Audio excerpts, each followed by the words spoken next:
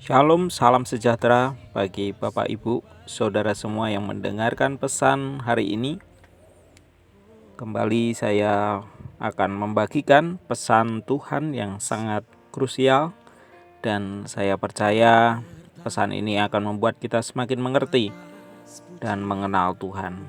Sebelum kita bersama-sama untuk merenungkan firman Tuhan saat ini, mari saya ajak berdoa.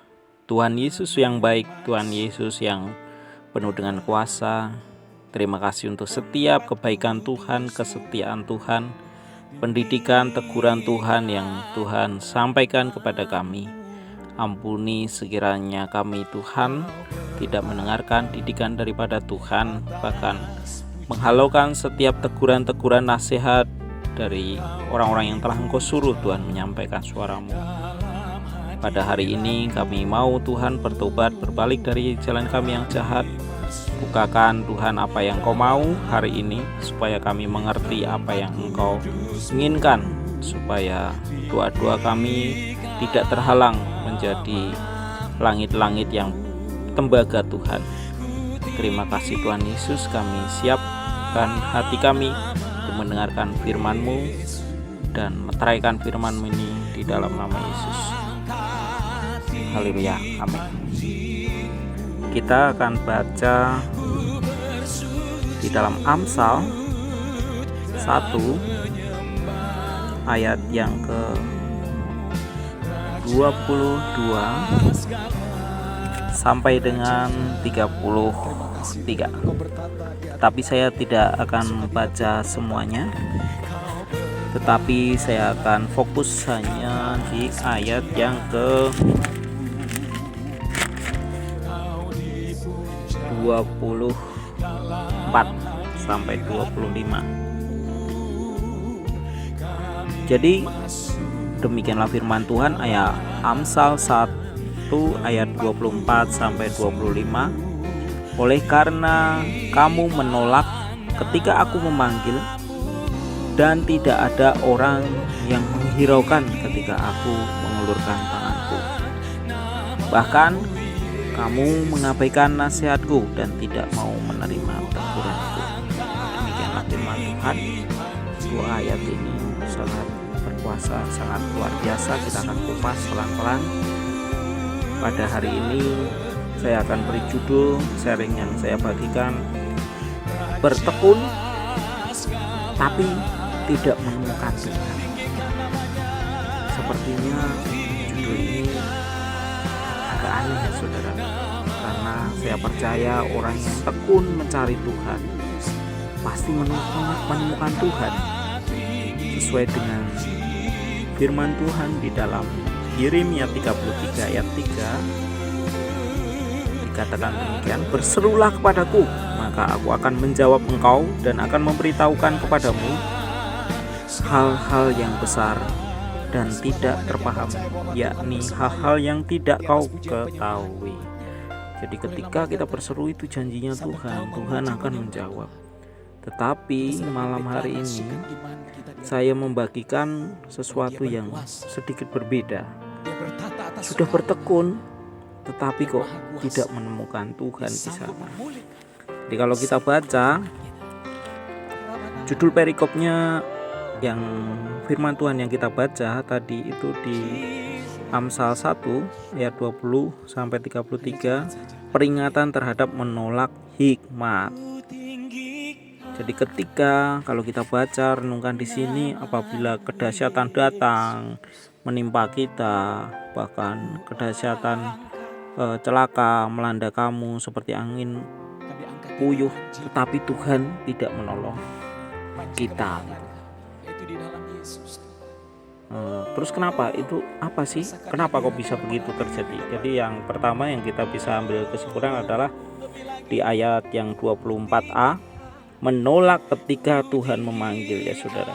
Jadi ketika ada panggilan Tuhan datang saudara, itu dinilai Tuhan. Jadi respon kita, punya respon yang baik. Ketika Tuhan memanggil kita, ayo datang, jangan tunda-tunda lagi. Yang kedua, tidak menghiraukan Tuhan. yaitu di ayat yang 24b, tidak menghiraukan Tuhan ketika kita diuji untuk menolong orang.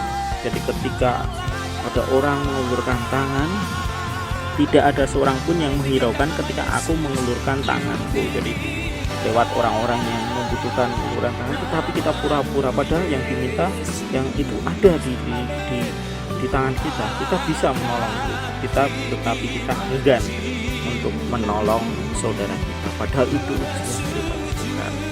yang kedua. Jadi tadi pertama menolak ketika Tuhan memanggil, yang kedua tidak menghiraukan Tuhan ketika kita diuji untuk menolong orang lain. Yang ketiga adalah mengabaikan nasihat. Nasihat ini berbicara tentang nasihat dari orang tua, pemimpin secara gereja, ataupun di dalam pemimpin dalam perusahaan, ataupun di dalam rumah tangga. Jangan abaikan nasihat. Nasihat itu bagus. Nasihat itu akan menghidupkan kita. Seperti di Amsal 3 ayat 11 sampai 12 itu dikatakan demikian, hai anakku, janganlah engkau menolak didikan Tuhan, dan janganlah engkau bosan akan peringatannya, karena Tuhan memberi ajaran kepada yang dikasihinya seperti seorang ayah kepada anak yang dikasihinya. Jadi kalau kamu ditegur Tuhan, ada yang diingat, itu bukti bahwa Tuhan itu mengasihi kita ya saudara. Jadi jangan kita itu semakin keras menutup diri. Yang terakhir adalah tidak mau menerima teguran, akhirnya tertutup nih, mau ditegur seperti apa keras kepala, padahal teguran itu bukti kasih. Kita belajar tentang kisahnya dari Daud ketika dia melakukan dosa begitu luar biasa, menjijikan di mata Tuhan, menyakiti hati Tuhan, tetapi ditegur. Nah, Daud langsung punya respon yang bagus, saudara. Dia langsung bertobat, padahal bukan Tuhan sendiri, tetapi melalui hambanya, melalui Nabi Nathan. Bahkan itu tegurannya hanya melalui perumpamaan, tetapi karena Daud memiliki hati yang tajam, jadi dia tahu betul apa yang Tuhan mau. Hati-hati bahwa ketika Tuhan itu sudah malas berbicara dengan kita, dia akan memakai orang lain untuk menyampaikan hatinya. Jadi jangan sampai begitu. Kita harus tahu bahwa Tuhan itu lembut ya saudara. Jadi kita harus jaga hati dari Tuhan supaya Tuhan terus mau bersekutu dengan kita. Pasti Tuhan pasti akan rindu kepada kita untuk semakin dekat, kita menjadi orang-orang yang dirindukan Tuhan. Dan janji Tuhan ada di dalam ayat yang ke-33, ketika kedahsyatan datang, kita aman dan terlindung dari kedahsyatan malapetaka, di dalam ayat 33 tadi di Amsal 1 ayat 33. Tetapi siapa yang mendengarkan aku, ia akan tinggal dengan aman, terlindung daripada kedahsyatan malapetaka. Demikianlah firman Tuhan yang boleh saya bagikan. Saya percaya firman ini akan menguatkan setiap kita di masa-masa akhir ini, masa-masa yang sulit.